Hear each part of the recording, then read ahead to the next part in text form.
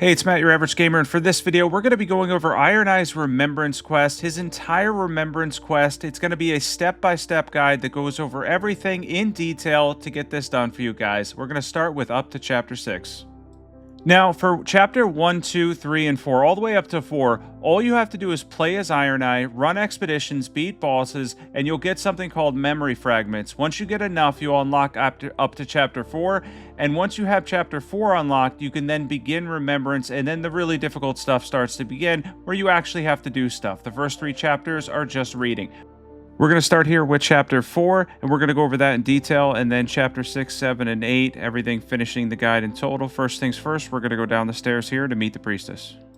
To the priestess here, we're going to talk to her, and she's going to give us our mission. And once we have our mission, it's going to be taking a single invader down that's going to be marked in Limveld during an expedition. You do not have to beat whatever boss you're facing, whatever specific boss you choose, you don't have to beat that boss. You do have to take down the invader though, and then you have to finish the expedition, which means either losing or beating the boss.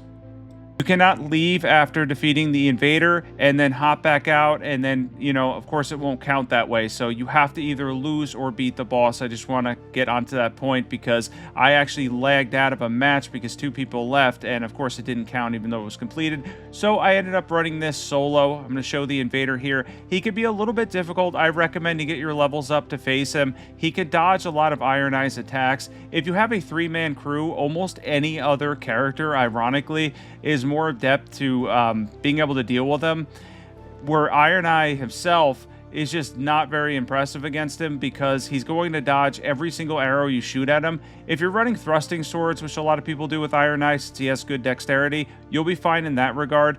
But if you're just going for arrows like I did, it could be very difficult. I have a specific build I'm using for Ironeye. I'll leave that in the description below if you want to check that out. I run frost arrows, but I was also running the poison on the ultimate, where if you get that to proc, of course, that's going to do a lot of damage and poison damage, etc. That'll hit him most of the time anyway. As far as regular arrows, though, once again, almost any other character in the game is going to be able to handle this better than Ironeye because he's going to be able to... He has that NPC dodge from Elden Ring where you just shoot him and he just continues to roll over and over again, and it can be a little bit frustrating. But with that said, if you get to around level 6 or so, you can take him down. I just wanted to show that my strategy there. He's not too bad overall. Alright, and I wanted to show this at the end. This is a brief clip. I ended up winning that solo run. This is just totally a side thing here that it's going to take like 10 seconds. I just want to show you guys. If you can't do it with a 3-man group, you could always run it solo. The dog's really easy. He's not too difficult overall. I did go down, I think, once or twice, but yeah, not bad at all. If you can't find a 3-man crew to take down the invader, just run a quick solo expedition, and even if you lose, as long as you take the invader down, it'll count. Alright, let's jump into the next set of, well, everything to do here. The wrong room first. We're going to be going to the library room, but I just want to say real quick, if these guides end up helping you, don't forget to subscribe, like, etc. And of course, check out the Ironeye guide in the description below that doesn't use the Remembrance relics, and it's a rather unique guide that has a fun build for him that's built around Frost. It's really good build too. Alright, we're going to talk to her, and we're going to end up giving her the traitor's letter. That's what we got from defeating the invader. And once that's done, you can conclude this remembrance. This remembrance will be over, and we can jump on to the next steps and what's left to do. His quest is actually kind of long because I believe to get to Chapter 6, well actually, Chapter 6 is going to be unlocked, but the chapter after that, you're going to have to defeat 4 Nightlords. I'll mention that again. And they're going to be 4 different ones because you're going to have Night Aspect unlocked. But first things first, let's talk about this one. This is going to be the one for Dark Drift Night, which technically, no matter what, is going to give you 2 anyway because you would have the dog and then Dark Drift. She's going to be in a previously locked room. You're going to go down here, and once you find her, she's going to end up giving you another mission. In this case, we're going to have to take down Dark Drift Night. I do not know if the special version of Dark Drift Night counts, so I went with the regular version just to play it safe, and because all around, the regular version, of course, is going to be easier, and I was playing with randoms, I figured that was a better bet. So you're going to exhaust all this dialogue here, and you're not going to be able to do that much because ultimately you're going to have to get another item to do this. This is the Trader, and we're unable to finish what we have to do here. We're going to have to come back and do something else because we're going to have to get a specific item to end this part of the quest. And now we're going to talk to the priestess real quick. And basically, you know how all this goes. You're just going to have to exhaust all the dialogue here until we can get ready to go and take on Dark Drift Night. Now, if you have a 3-man co-op team, Dark Drift Night might not be that bad. If you're running with randoms, I recommend, again, queuing up for the regular version because it's probably going to be easier for you. And once you queue up for that regular version, you'll probably be able to do well enough with randoms to take him down. He's not too bad. He's moderately difficult, but he's nothing too insane. If you're doing Ironeye's Remembrance and you're getting comfortable with the character, you can run even the build that I have in the description below, and you'll do quite well if you run something similar. So I want to show this real quick. We took him down, Dark Drift Knight, and this was going to be sorry, not going to be. This was with complete randoms. I actually had no co-op group for any of this. I did solo and then random runs because I was just getting random clips for the guide. But yeah, randoms worked out well. One try, took him down. Not too bad at all.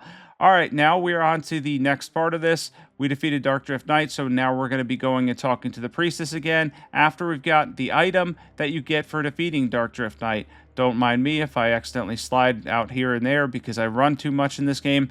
Yeah, I could have edited a couple of things. Apologies there. But yeah, back to Priestess here. We're going to exhaust the dialogue, do this one more time, and go through the whole bit again here. And of course, this is going to be exhausting, more dialogue, a little bit of a scene, but not much going on here. Just going to say real quick, his Remembrance itself isn't that difficult. The problem with his is that you have to defeat Night Aspect in the next step. That's probably the most difficult part of Ironeye's Remembrance quest. A lot of the other ones that I've been doing them, I think I'm on like the 4th one now, are a little bit easier in that regard. But his is a little less forgiving in the sense that you have to defeat the final boss and 4 Nightlords before that to make sure you have everything, including Chapter 7, unlocked. So, of course, make sure you're getting enough memory fragments as Ironeye. If you freeze up at any of the parts, getting memory fragments from expeditions is the way to go, and that'll unlock everything you need to unlock as you continue to go along. And we are going to conclude Remembrance here. Once again, we are done with this part. Now we're going to be moving on to the biggest and most difficult part here. So this is where the part gets a little bit difficult for a lot of people because you're going to have to take down the final boss in order to complete his Remembrance and have the entire thing done. So we've updated the journal with the memory fragment. If for some reason, again, you have a problem, you could just do a couple expeditions, come back, and then you'll have Chapter 7 unlocked. That's all really is to it. It's not too complicated as long as you did Dark Drift and you're getting memory fragments. Now for Night Aspect, we're going to queue up for that. That's going to be what unlocks Chapter 8 and ends everything because Ironeye has a special ending. I'm going to give a quick guide for Night Aspect because we took him down in less than 2 minutes with randoms. So I want to talk about what I was running and how to run him against Night Aspect if you want to do a lot of damage and take out that boss quickly. Let's talk about the guide now. So for Night Aspect, once again, I was with randoms completely the entire time. I picked up an Erdtree bow, of course with holy damage because I wanted to be able to stun him. Holy damage will stun Night Aspect frequently throughout the fight. So on top of poise breaks, you're going to get a good amount of damage out of holy and you could stun him frequently. It's highly recommended that you run holy when you're facing him. If you can get a purple holy bow, you're going to do a lot better as Ironeye taking on Night Aspect. You can use your targeting ability. I recommend running the extension of Weak Point. That's definitely something you're going to want to have. And then if you use that when you're close to him, you can dodge him and even end up behind him in some instances. That's going to help. There's the holy stun that you saw there. Ultimately, the concept here when facing Night Aspect really is going to be to pelt him with as many holy arrows as you can possibly pelt him with. Do as much damage as you can from a distance because Ironeye can't take too many hits. Keep that in mind. If you get some physical resistance throughout your playthrough, that's going to be really helpful. Boiled crab, stuff like that. But overall, he can't take too many hits. So you're going to want to hang back and just pelt him with holy arrows. And you're going to get a decent amount of stuns for your team in the process. There was another stun there. You continue to get those as long as you're using holy against him. This is a little difficult to time, but it's really not that bad. It actually looks more difficult than it is. There's just a delay and then roll. And then, of course, you could dodge that entirely. None of our team went down. This was literally not a problem at all. Like, this was actually incredibly easy. Got the posture break there, went in for the critical hit, and continued to go back to pelt him with arrows, use my targeting ability, etc. That's really what you're going to do here. You just want to play this fight aggressively. He doesn't have a ton of poise. He's relatively easy to stun. You can break him a decent amount too. You can kind of make it so that your whole team just generally does a lot better by pelting him with holy arrows and getting those stuns. That's really important. That's what you want to do, and that's the best way to play Night Aspect if you're running Ironeye. Let's talk about the ending here, and there's going to be a cutscene soon. So the next step is going to be running towards the ending, and then there's going to be an alternate option for Ironeye. You're going to get a different option, and it's going to be something unique to Ironeye that you don't see as any other characters, obviously. And we're going to run up and do that now, and then talk about the end of the remembrance. I'm going to show the scene, and of course not voice it over. If you want to see the scene, if for some reason you accidentally skipped it, I do that a lot, and you want to see it, it is in here, and it'll be timestamped as well. Everything should be timestamped in the description below, but we're going to go up here, and we are going to clench dagger. There we go. We clench dagger, and let the scene begin.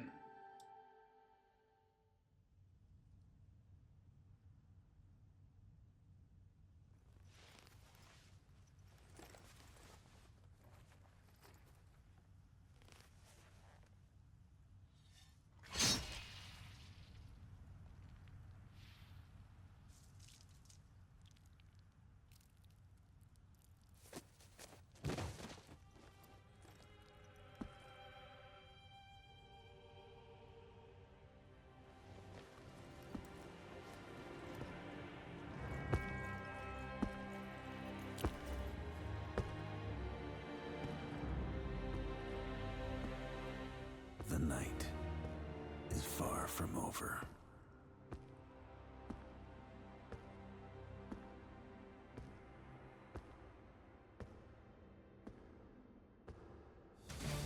And thanks for watching this one. We finished Ironeye's Remembrance. That wasn't too bad at all. Keep in mind, if you're missing any steps or anything gets difficult where you're getting frozen, it's just because you don't have enough memory fragments. Make sure you get enough of those. If this helped you, be sure to subscribe, hit the like button, check out the Ironeye guide in the description below. I will catch you guys in the next video.